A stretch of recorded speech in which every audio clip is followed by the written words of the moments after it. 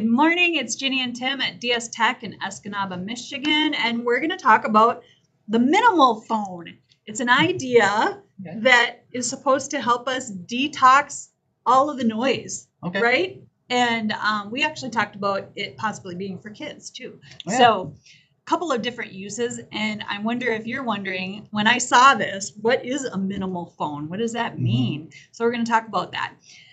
Make sure you visit our website, dstech.net, sign up for our newsletter so you get more little fun articles like this. Yeah.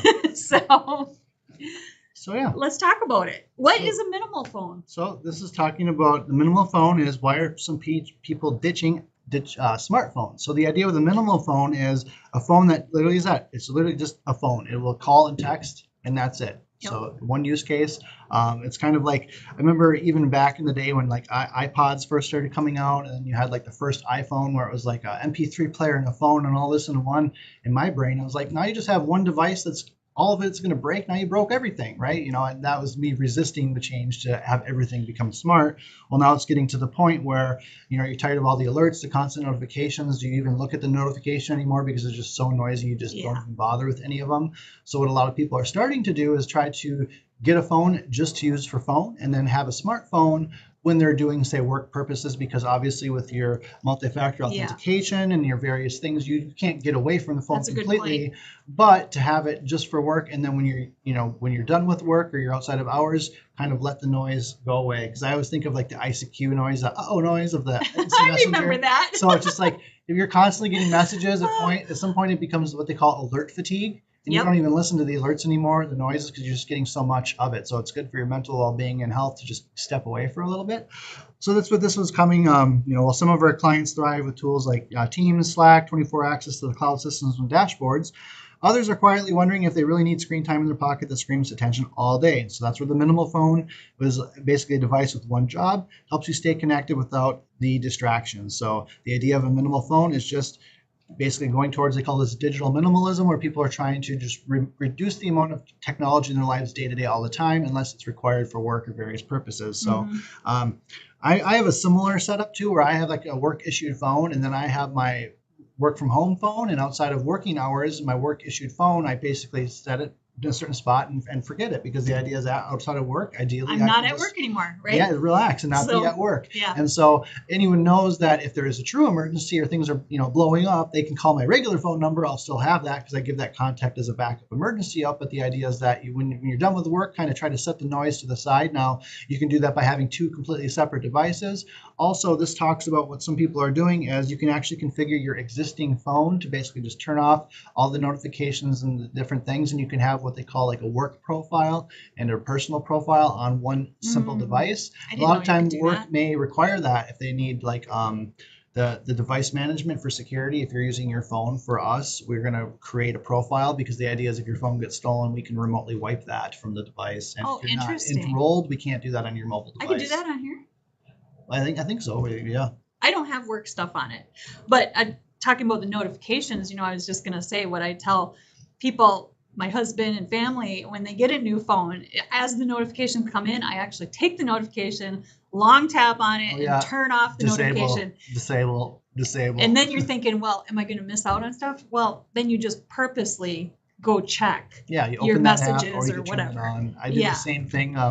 We just recently got a smartphone as well, and what I did is on the app permissions, it's like delete all the bloatware, stop all the notifications. It takes a little bit of time to do that, but once you finally do that, now you're not getting anything other than what you want. Like the only alerts I get on my phone is basically a text message or from an app that I choose I want an alert for. Otherwise, you just get too many alerts, you ignore them all. Yeah, exactly. It's the first thing I do when I get a new phone, because all the notifications are on by default. Right? Yeah. So you got to go in and turn them off.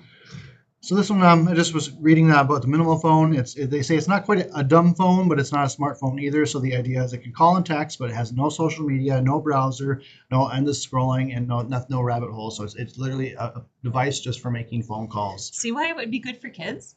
Yeah. And that's where when she was telling me about this, I'm like, wouldn't that be perfect for kids? It would. I have buddies that are struggling because they want to give like a smart device to their kid to have, but they can't disable the browsers. They're having a hard time with just YouTube Kids. Like it becomes a whole problem in and of itself to try to get your device to be safe for a kid to restrict their access. So if you had a phone that was like, it literally can call and text and nothing else, well, now you have nothing to worry about. Yep. And the teenagers who say, well, Mom, I need it for an emergency so I can get in touch with you. Well, yeah. Now I can give you a minimal phone. Yeah, you exactly. can keep in touch with me. And you're good to go. Exactly. And then another thing I've heard some people say is they disable like the texting, and then they tell them to use like Facebook Messenger, which they can restrict Facebook Messenger to just the kids in the family. And then there's ways around it. It's a whole thing. There is. They make it just for kids. Yeah. Do that. But having just a simple flip phone, that would be the ticket to it. So yeah. Yeah. So one thing too is then for security reasons too. I mean, on your smartphone, think about it, you have all these different apps, the different things are installed, just like your regular computer on, that you work for work or at home. The more applications, the more security and the more they could have. So should you be doing all your online banking and all this other stuff on your smartphone? I prefer an actual still desktop with actual different security on it that I know, because the smartphone stuff now, it's just with all the ads and the tracking and the cookies that they're trying to do, it's harder. To think that that's 100% safe and secure now, because viruses are starting to hit the phones just like the computers. So having just a smart device could be very useful for that, because then it's like you're not doing all your activities all the time on this device. You're kind of having a separated one as you need it. But then, so seeking mental clarity, less screen time, better. And same thing too, like for me, I work with computers all day long. There's nothing more fun than for me to get on the weekend on Saturday and just go disappear into the woods, to go like a cross-country ski or go fishing, or to do something that as far away from technology as possible. So having your work phone and the minimalist phone separated will also help that and give you that good work-life balance. And so, some people are using the dual device approach, where they have the two separate phones, or again, where I have like my work phone and then the smart work phone that I use outside, or a personal phone outside of work when I don't have that.